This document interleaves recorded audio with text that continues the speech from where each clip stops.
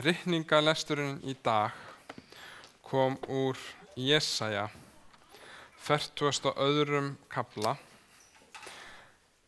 en það stendur þar í yfirskriftinni ljóð hinn líðandi þjón drottins og hluti af nokkrum svona ljóðum sem nokkru kaflarana 53 og 42 sem segja frá hinn líðandi þjón drottins sem myndi koma, og var þegar Jesú kom þá var oft vísað til þessara texta og sagt þetta hefur gerst núna. Þannig að það er svo auðvelt að taka texta og heimfæra hann upp á eitthvað, en þessi texti sem við lásum hér, sem ég ætla að tala hann er ekki bara notaður af mér, heldur kemur Matteus og Guðspjall 12. kafla, þá þegar Jesús búinn að vera í svona vesinni. Það eru fólk sem vill koma honum fyrir kattarnef og svoleiðis, og þegar hann var þess vís, segir í Matteus 12. kafla 15. vers, þá fór hann bara í burtu og margir fylgdu honum og alla læknaði hann, en hann lagði ríkt á við þá að þeir gjörðu hann eigi kunnan. Þannig rættist það sem sagti fyrir munn Jesaja spámanns, og hann vitnar í Jesaja 42. Sjá þjón minn sem ég styð, minn útvalda sem ég hef velþóknun á. Ég legg anda minn yfir hann mun færa þjóðunum réttlæti. Hann kallar ekki og hrópar ekki og lætur ekki rödd sína á strætum. Brákaðan reyrinn brýtur hann ekki sundur og dapran hörkveik slekkur hann ekki. Í trúfesti kemur hann rétti á, og nafn hans munu þjóðirnar vona. Ég ætla að leggja aðeins út frá þessum texta sem hann vitnar í Jesaja, aðalega á síðasta versi sem hann tekur á með brákaða reyrinn. Skulum aðeins líta það nánar í dag. Skulum núta höfði. Kæri Faðir, þökkum þér fyrir orðin sem við höfum í Guðspjallinu. Ég bið þess núna þegar við lítum á þessana stutta kafla, og við reynum að skilja það, að við megum sjá dásendina sem í Jesú Kristi og í fagnaðarerindi hans hér í dag. Í Jesú nafni. Amen. Sjá þjón minn sem ég hef útvalið, minn elskaða sem sál mín hefur þóknun á. Ég mun láta anda minn koma yfir hann og hann mun boða þjóðunum rétt. Það er athyglisvert þegar við erum að tala þessu ljóð að það er talað Jesú sem þjón minn, sem þjón Guðs. Hann er kallaður þjón Guðs í stærstu og mestu þjónustu allra tíma sem hann gerði þegar hann kom hingað til jarðar. Útvalinn og studdur af föðunum kemur hann til þess að flytja fagnaðarerindið og færa fólkinu frelsun, og Guð segir að hann álíti þetta sem stærstu þjónustu sína, ekki sem byrði, heldur þetta eins og þjónusta sem að hann hefur velþóknun á, að sætta mannfólki við sig. Og ég held að kærleiki Guðs birtist í þessu, að þó að maður og Guð séu aðskildir vegna syndar og allt sem að gerst hefur Guð velþóknun á frelsunarverki sínu, því hann hefur velþóknun á Jesú Kristi. Get ég þá sagt að hann hafi líka velþóknun á okkur, sérstaklega ef við erum í Kristi, sem við sjáum síðan í Guðspjöllunum. Ef kærleikur Guðs birtist best í Kristi, skulum við taka við Kristi og kærleika Guðs í honum og byggja trú okkar á slíkum frelsara með háa þjónustu og hann hefur. Og það ég ætla ekki að segja mikið þessi fyrstu 2 vers, en það er bara athyglisvert að sjá hér þjónustu þrenningarinnar í frelsu mannsins. Guð útvelur og styður soninn, og síðan segir að heilagur andi komi yfir hann og helgi hann, og það er Kristus síðan sem framkvæmir og verður milligöngumaður milli Guðs og manna. Og enn annað dæmið að frelsunaráformið sé grundvallaði mitt í kærleika Guðs og sér í samvinnu þrenningarinnar okkur til handar. Í eigi mun hann þráttanir hrópa og eigi mun raust hann heyrast á strætum. Ok, ef við erum að taka text og segja að þetta er texti sem er heimfæriður upp á Krist, hvað hefum við í Guðspjöllunum? Hefum við 4 Guðspjöll hvernig Jesú kom og var þögull í 3,5 ár? Nei, við höfum Guðspjöllin þegar Kristur kemur og hann er að predika og hann er að lækna, hann er meðal fólksins. En af hverju segir hann lætur ekki upp raust sína? Hvað á textin eiginlega við? Jesú kom sem þjónn í auðmýkt. Það var ekki pomp og prakt sérstaklega sem fylgdi komu hans eins og oft fylgir höfðingjum og stjórnendum þjóða sem hrópaður á götunum að þarna kemur einhver mikill og merkilegur. Rödd hans heyrðist alveg en ekki sem hávær sig, heldur bauðan: komið til mín öll þið sem erfið hafi og þunga eru hlaðin og ég mun veita ykkur hvíld. Og hann bauð: komið öll sem þyrst eruð og komið til vatninsins. Hann kom í hóværð sem við sjáum í næsta versi, sem kannski ástæðið að segja að sé ekki hróp og köll og ekki minnast heyrast raust á strætunum, þannig að hann fyrir ekki með svona offorsi eða neitt. En hér kemur versi sem við viljum aðeins fókusera á. Brákaðan reyrinn brýtur hann ekki og rjúkandi hörkveik mun hann ekki slökkva. Eða dapran hörkveik eins og segir í nýju þýðingunni. Fólki sem að Kristur kom til að eiga við líkt við hvað? Brákaðan reyr eða dapran hörkveik. Við munum sjá betur hvað það er. Allavega fólkinu sem hann kemur að eiga við og meðal, því ekki lýst eins og stórt og voldugt tré. Ekki einu svona eins og heill og mikið reyr, heldur svona brákaður reyr sem að passa því að mátti ekki fara með miklu offorsi þannig að þú brjótir hann bara með einhverju smá. Enda kirkjunni oft í Nýja testamentinu líkt við óstyrkari hlut. Dúfa meðal fuglana, vínvél meðal plantnana, sauða meðal dýrana. Þetta ekki þessi sterkustu og máttugustu svona myndlíkingarna sem þú getur valið.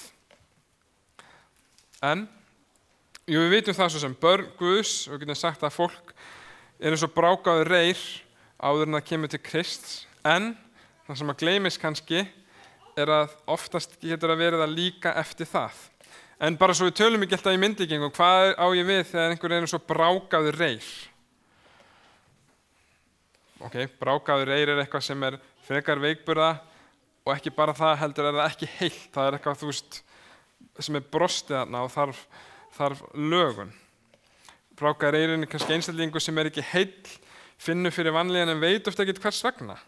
Og þegar einstaklingur kemur til Krist sér hann að vanlíðan var kannski ekki vegna Krist sjálfs eða trúar hann heldur vegna þess að það var eitthvað innræð með sem hann var ósáttu við, heldur vegna syndarinnar. Gillibúðina voru kannski ekki þessi sterk þegar að maðurinn sér hversu brotleg við erum, sérstaklega í ljósi Krist. Og hann sér að það ekki neina hjálp sem ég get fundið hérna innræð með og að utan að koma til hjálp gæti verið vonarneisti. En þessi svona vonarneisti sem hann sér svona eins og dapur hörkveikur, efasemdir sem að rís upp og óttinn kannski eigin von og heilleika að minnka. Eða, ég kannski orðaði þetta ekkert betur.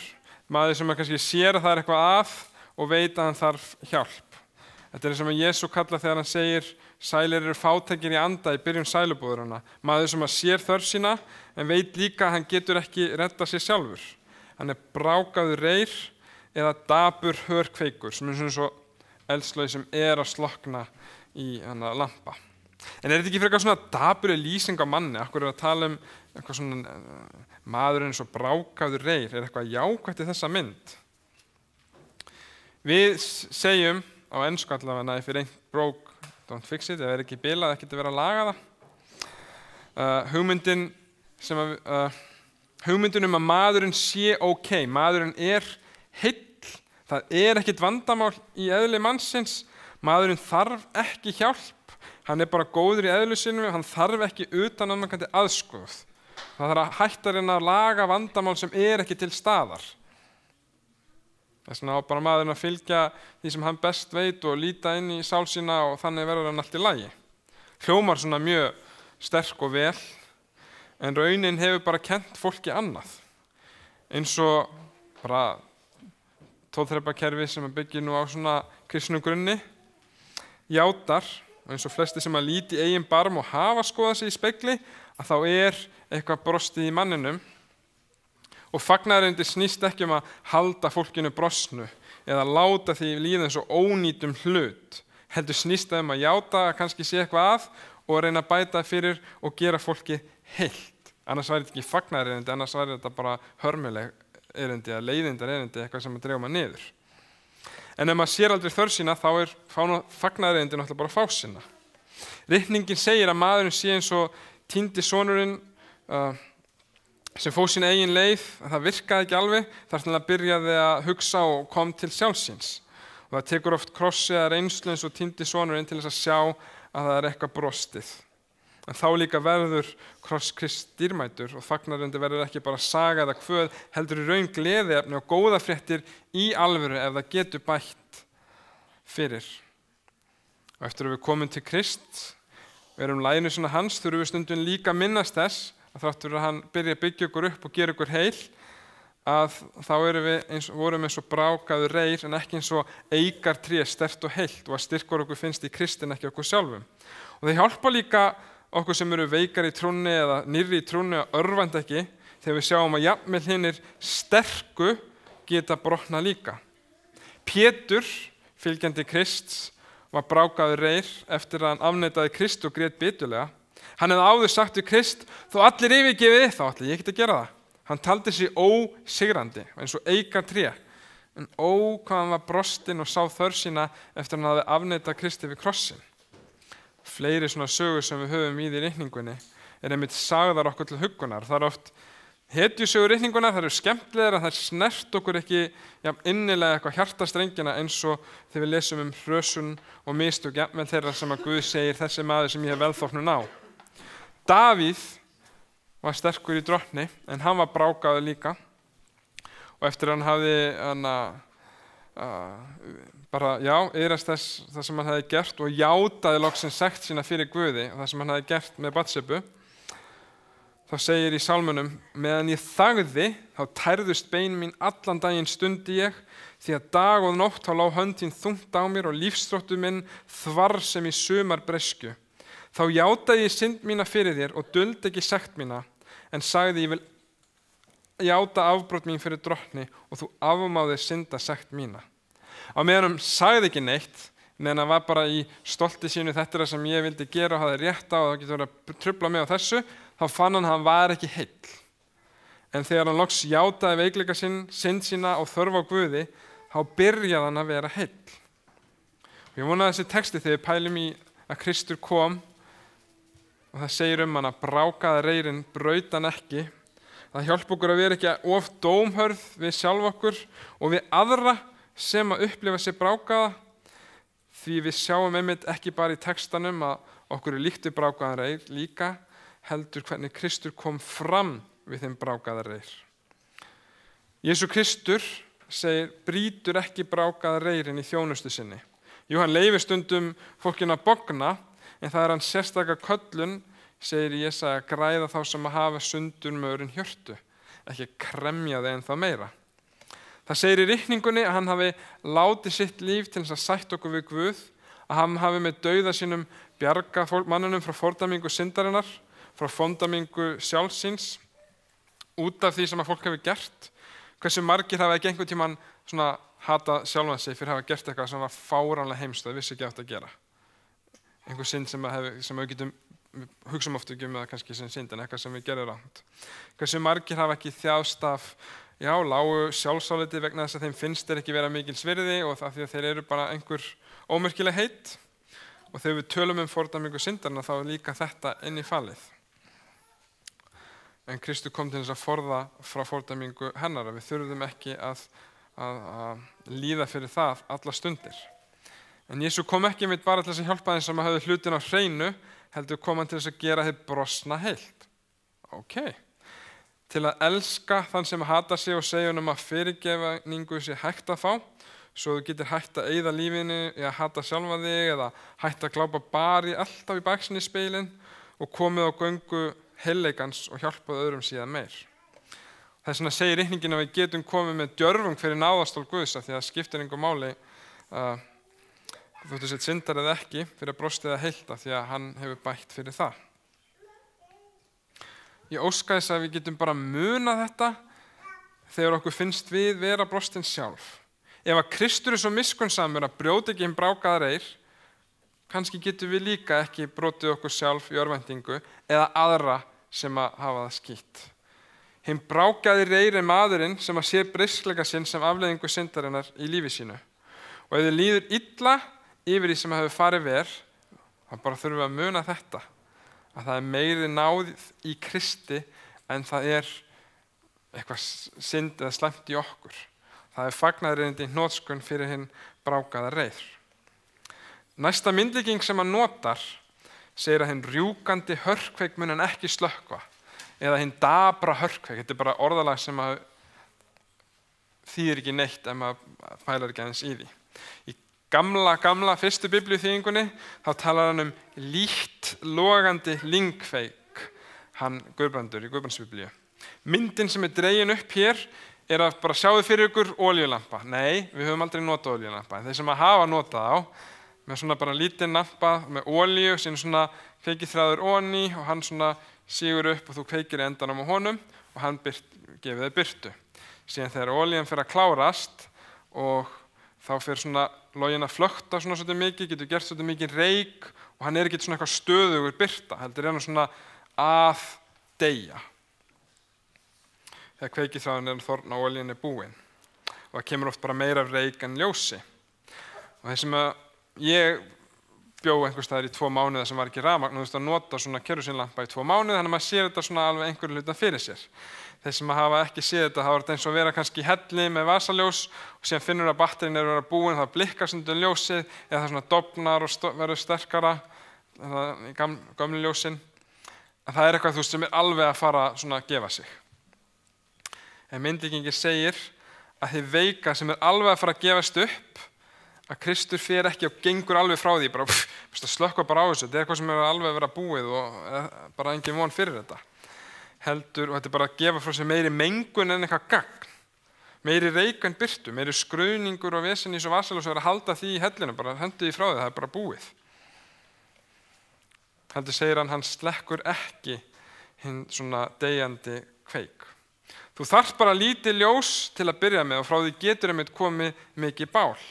Jesús Kristus sagði að ríki himnanna væri eins og bara pínlítið mustaskorn sem byrjar smátt en verður risa stórt. Í litla fæinu er falin uppskrift af greinum, laufblöðum, ávöxtum og risastóru tré. Og sömu lexí er að fyrir hér. Kristur kallar fólk til betra lífs, til þess að bara helgast og að breytast og að bera ávexti andans, en starf hans í fólki byrjar oft bara mjög smátt. En Kristur leggur mætur á okkur, ekki út frá því sem við erum núna pott alveg per se, heldur út frá því sem við getum orðið. Og við gerum þetta sjálf líka, við gróðursetjum lítil tré, og við köllum þetta með þess að tré, þetta eru bara einhverjur græðlingar, af því við vitum að þetta mun verða tré, hvað það getur orðið og hvernig það mun geta vaxið. Og sama er það kannski sem að Kristus sér í okkur, þess að segir hann rjúkandi hörkveiki mun hann ekkert slökkva. En þessi dabri hörkveikur sem að gefa frá sér ljós og reyk, kannski lýsing á einum kristna manni, náð Guðs byrjar að vinna í okkur, ljósið sem er þarna, en mannlegt eðli og breyskni geti staðar og er oft bara svo mikið að það er eins og reykur að ljós sést varla. Þó að náð Guðs hreinsi mannin ekki algjörlega af beislika sínum til þess að byrja með. Ritningin talar um að hérna göfustu hugsanir og gjörður okkar þurfi náð Krist til þess að vera fullkomlega hreinar. Og þið sér þetta hvernig þetta birtist í lífi postulana. Drottinn bjargaði okkur, við förumst, báðu þeir í bátnum. Drottinn, ég trúi, kemur smá ljós, hjálpaðu vantrú minni, þegar reykurinn er. Jónas, hann segir, ég burt reykinu frá augliti þínu, eins og reykurinn stigi, en ég mun líta þitt heilaga musteri ljós, þannig að það er þetta bæði til staðar í lífi hins trúaða manns. Því að við berum í okkur bæði kannski náð Guð sem er að vinna og líka okkar mannlega eðli. Stundum blindumst við og sjáum bara okkar mannlega eðli og sjáum bara neikvæða, en það er kannski þarna til að hjálpa okkur að sjá hlutina í réttu ljósi. Að við erum háð náð Guðs og getum ekki treyst á okkur sjálf einvörðingis til þess að vera heil. En þó reykurinn og ljósið í þessari myndlíkingu sé saman, þó við séum bara eins og lítt logandi lyngkveikur, þá slekkur hann ekki á honum. Jesús umbar vantrú Tómasar, hann drap ekki neistan hans, þú veist hvað er aðeins, búin að vera með 3,5 ár, getur ekki trúa neinu. Hann hjálpar hann að vaxa, þó það gerist hægt og veikt. Lærisveinarnir 2 sem eru á leið með honum frá Emmaus, Jesús umbar þá. Hann slökkti ekki neistan, skammaði ekki fyrir misskilning og vantrú.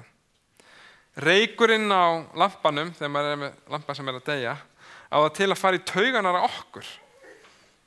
Hann ekki þess virði, ef það kemur svona lítið ljós úr honum. En Kristur elskar jafnvel hérna litlu trú í hennum vantrúuðu lærisveinum. Og ef hann talaði þá til, var það í kærleika til þess að hjálpa þeim að skína betur. Hvernig umberum við sem fylgjendur Krists beisleika annarra? Hvernig umberum við það sem oft lítur út eins og vantrú eða uppreisn hjá kristnum einstaklingum, svona ungum í söfnuðinum?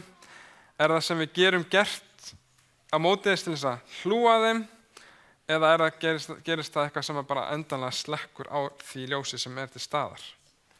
Þegar einhver hefur ekki sömu samfæringu og við í einhverjum trúaratriðum eða hvernig við gerum hlutina, erum við eins og Jesús sem passar að slökkva ekki á kviknum. Því númer 1, 2 og 3 skiptir máli kannski að hlúa að ljósinu sem til staðar, ekki að hafa 100% rétt fyrir sér. Eða erum við svo æst í að viðhalda hreinleika trúarinnar að við gleymum við erum að fást við brákaðan reyr sem þarf lítið til þess að brjóta.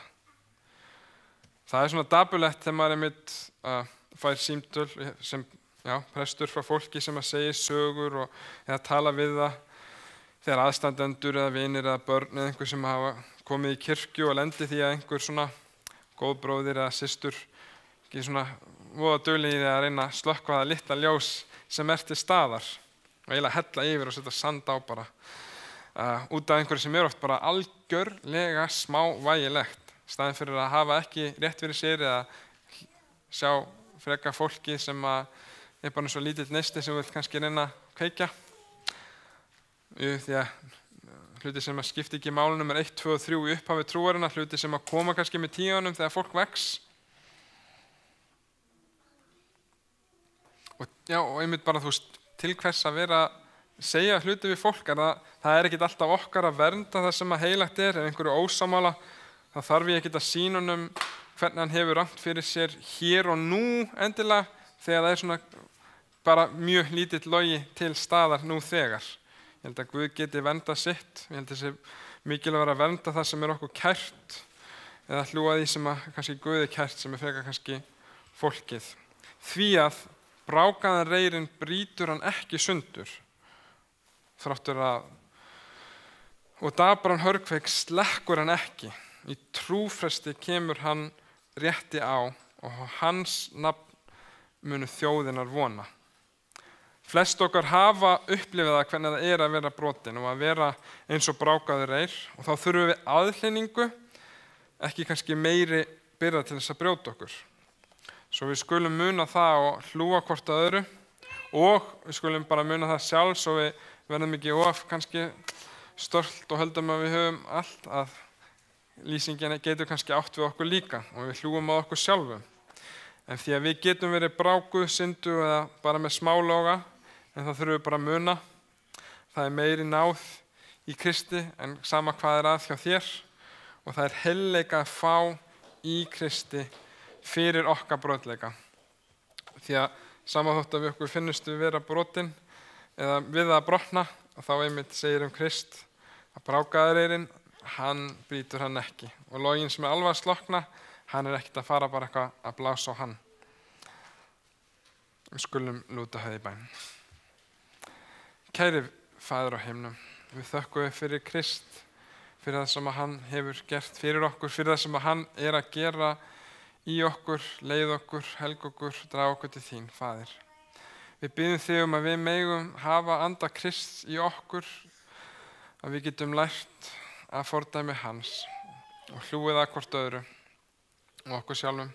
Ég bið Faðir að þú megi gefa okkur þá náð því að við þurfum á því að halda því að oft erfitt að bara eiga rétt við fólk á þess að andið þinn komi í okkur og hjálpa okkur að sýna bara Krist í verki. Ég bið þess Faðir, biðum heilaga anda til þess að vinna í hjörtum okkar svo við getum endurspegla kærleika þinn einmitt þannig til þeirra sem þurfa. Þökkum þér fyrir Krist að þú hefur veitt okkur fyrirgefninguna, að við getum komið til þín og þú hreinsar okkur og við getum komið til þín brotin og brömnum hvað sem þú endur byggir okkur, Faðir, og gerir okkur kleift að ganga rétt á vegi þínum og við þökkum þér og lofum fyrir það í Jesú nafni. Amen.